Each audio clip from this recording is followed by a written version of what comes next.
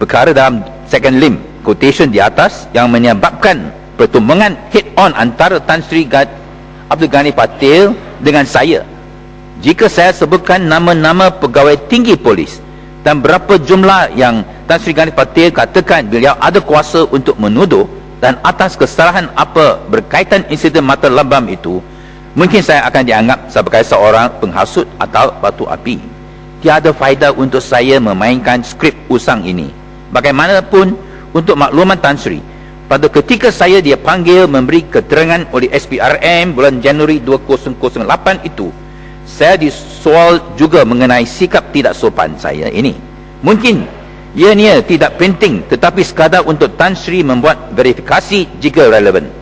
Dalam prosiding Suruhanjaya Diraja tersebut yang diadakan antara 22 hari bulan Februari 1999 dan 4 hari bulan Mac 1999, dua laporan pakar dalam persoalan ini yang disediakan oleh Dr. Rahman Yusof masing-masing yang diarahkan oleh Tan Sri Ghani Patil pada 26 hari bulan Oktober 1998 dan satu lagi yang diarahkan oleh Allahyarham Tan Sri Mokhtar Abdullah yang dipercaya disediakan antara 14 hari bulan Disember 1998 dan 21 hari bulan Disember 1998 telah dikemukakan dan diteliti oleh Suruhanjaya. Perkara ini direkamkan dalam volume 144 Atom 4B The Medical Evidence peringan 4.11 dan 4.12. Saya mendapat faham pendedahan dalam prosiding ini telah membuat Allahyarham Tan Sri Mokhtar Abdullah merasa cemas. Diberitakan beliau tidak tahu Tan Sri Ghani Patil telah lebih awal melantik Dr. Rahman menyediakan laporan pada 26 hari bulan Oktober 1998. Allahyarham juga dikatakan tidak diberitahu mengenai latar belakang Dr. Rahman seperti mana yang saya telah jelaskan kepada Tan Sri Ghani Patil. Saya turut percaya sekiranya Allahyarham Tan Sri Mokhtar Abdullah diberitahu mengenai kedua perkara ini, tidak mungkin beliau akan melantik Dr. Rahman buat kali kedua, oleh kerana sebarang pemalsuan yang dilakukan akan mudah dikesan kerana semua aktiviti siasatan ini dirakamkan secara ketat oleh pasukan penyiasat. Saya kemudian diberitahu Tan Sri Ghani Patil telah memainkan peranan di belakang tabir untuk cuba membetulkan keadaan. Apa boleh saya katakan ialah Dr. Rahman sendiri memohon, malah merayu kepada pembantu-pembantu saya untuk mendapat kerjasama saya memasukkan laporan ketiga pula untuk neutralize laporan pertama bertarikh 26 hari bulan Oktober 1998 dan laporan kedua seperti mana eksibit 9 yang saya tolak. Perkara yang sangat penting yang saya harapkan Tan Sri mengambil perhatian ialah satu, dalam prosiding Suruhanjaya Diraja tersebut, dua laporan Dr. Rahman. Ibu Timur, surat ini panjang kapan? Ya, saya akan habis. Lagi ini mustahak oleh kerana satu keadilan yang ada, historic injustice perlu dibetulkan.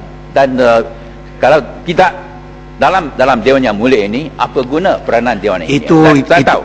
Itulah makanya Ibu Timur saya benarkan. Tetapi kalau panjang sangat, membaca surat mungkin berjilid-jilid, tidak juga betul. Ya. Ibu Timur boleh singkatkan apa sebetulnya dalam surat itu. Ya, ini menunjukkan ketulen perkara ini. Bukan saya hearsay atau apa. Tapi ini sebagai ringkasan ialah bahawa ada satu historic injustice yang berlaku, bukan sahaja kepada yang berhormat terhadap Kempau, tapi lebih mustahak ialah mengenai historic injustice kepada number baik, credibility, kewibawaan pihak polis yang dinampak bahawa tidak berupaya untuk siasat kes-kes yang ada melibatkan pegawai-pegawai sendiri.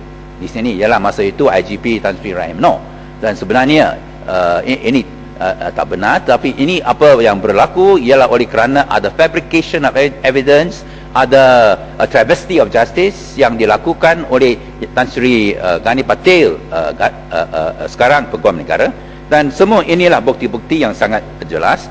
Ini dalam surat terbuka dipanjangkan kepada timbalan IGP dan sekarang IGP sekarang, dan masa itu pun dipanjangkan kepada Yang Berhormat Menteri. Tetapi jawapan yang saya didapati ialah bahawa tidak ada apa, bahawa dengan izin bahawa tiada apa-apa keterangan yang boleh menunjukkan berlakunya keterangan palsu dalam penyiasatan tersebut. Inilah jawapan Yang Berhormat Menteri.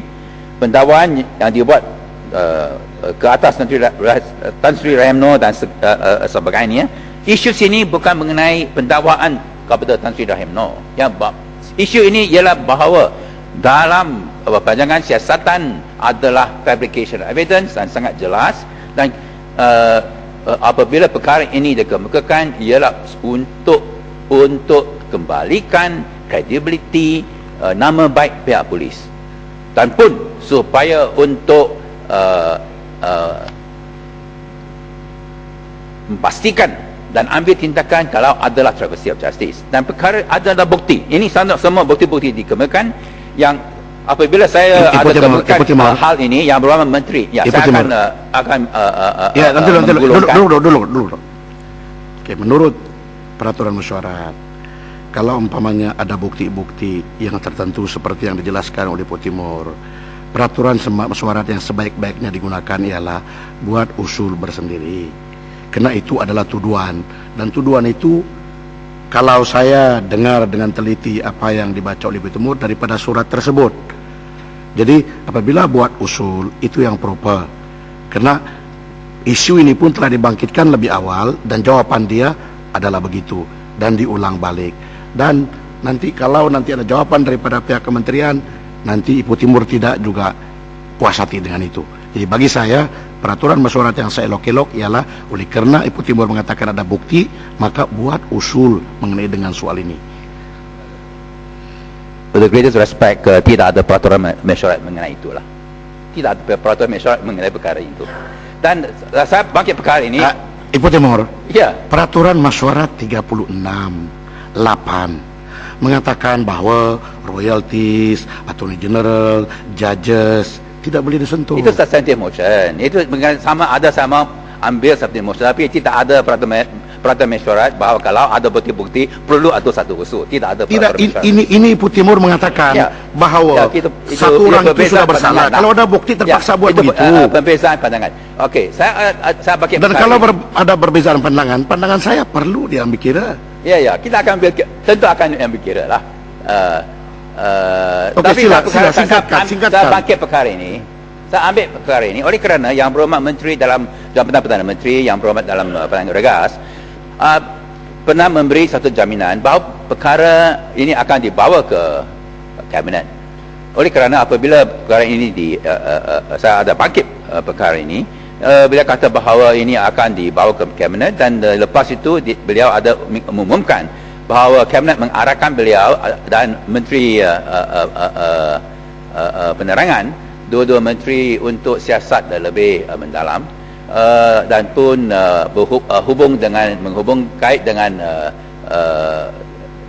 beberapa pegawai tertinggi, pegawai negara dan pun IGP. Tetapi nampaknya adalah bercanggah, ada kontradiksi apabila saya menerima jawapan daripada Yang Berhormat Menteri Dalam Negeri 2 hari bulan Disember yang bercanggah dengan apa yang dikatakan oleh Yang Berhormat Menteri dalam Jabatan Perdana Menteri bahawa perkara akan disiasat, oleh kerana ini satu perkara yang penting mengenai integriti sistem keadilan dalam negara ini. Dan saya sama tanya, kenapa Yang Berhormat Menteri Dalam Negeri boleh memberi satu jawapan kepada saya bertarikh 2 hari bulan Disember apabila Yang Berhormat Menteri dalam Jabatan Perdana Menteri sudah kata bahawa perkara akan disiasat lebih mendalam mengikut arahan Kabinet. Yang kedua, bagaimana satu jawapan boleh diberi kata bahawa tiada apa-apa fakta-fakta yang baru apabila dalam surat terbuka sangat jelas adalah fakta-fakta yang terbaru, bukan mengenai pendakwaan Tan Sri Rahim Noor tetapi mengenai fabrication evidence. Dan sini sangat mustahak, dan saya harap bahawa Yang Berhormat Perdana Menteri bolehlah, saya tak tahu boleh tak bolehlah memberi jawapan yang memuaskan, oleh kerana ini untuk kebaikan nama, kredibiliti, kewibawaan pihak polis dan pun sistem of justice di negara kita. Terima kasih, Timur.